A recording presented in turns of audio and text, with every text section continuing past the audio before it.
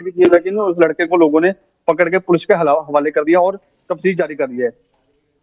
चलिए ठीक है अवनीत, बहुत धन्यवाद आपका तमाम जानकारी हम तक पहुंचाने के लिए।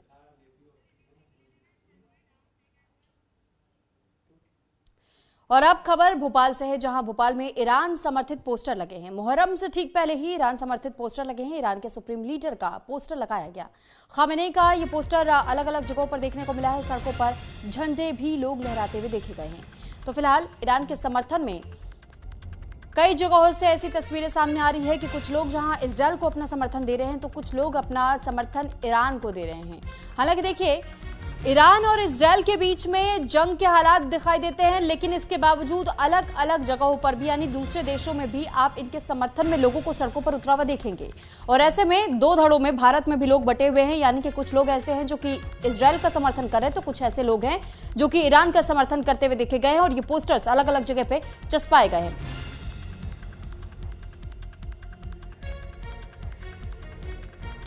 तो ईरान के सुप्रीम लीडर का पोस्टर दिखाई दिया है भोपाल में।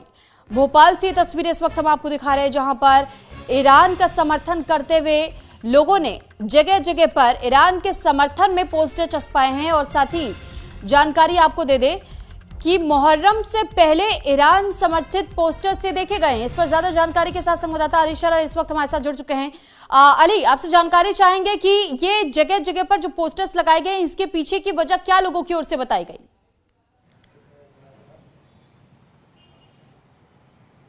देखिए, बिल्कुल साफ तौर पर सुरभि, ये मामला कल उत्तर प्रदेश के उन्नाव जिले से उठा था, जो कि अब भोपाल तक पहुंच गया है। इसमें जो तमाम शिया समुदाय के लोग हैं, वो मुहर्रम के समय पर आयतुल्लाह खामनानी साहब को अपना बड़ा लीडर मानते हुए उनके पोस्टर लगा रहे हैं।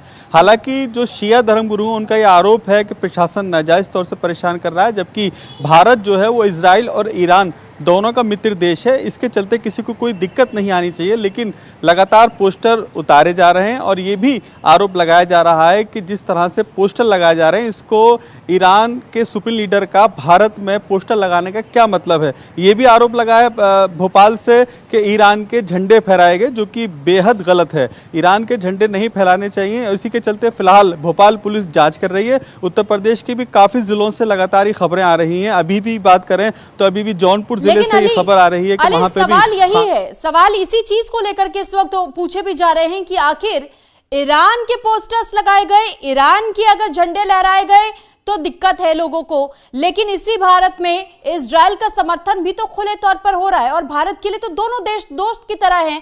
तो फिर अगर इजरायल के समर्थन में जब रैलियां निकाली जाती है, जब पोस्टर्स लगाए जाते हैं, जब झंडे लहराए जाते हैं, तो किसी को आपत्ति नहीं है। ईरान के समर्थन में अगर इस तरीके के पोस्टर लगा दिए गए तो फिर आपत्ति हो गई। आखिर क्या वजह, मुख्य तौर पर क्या वजह बताई जा रही है?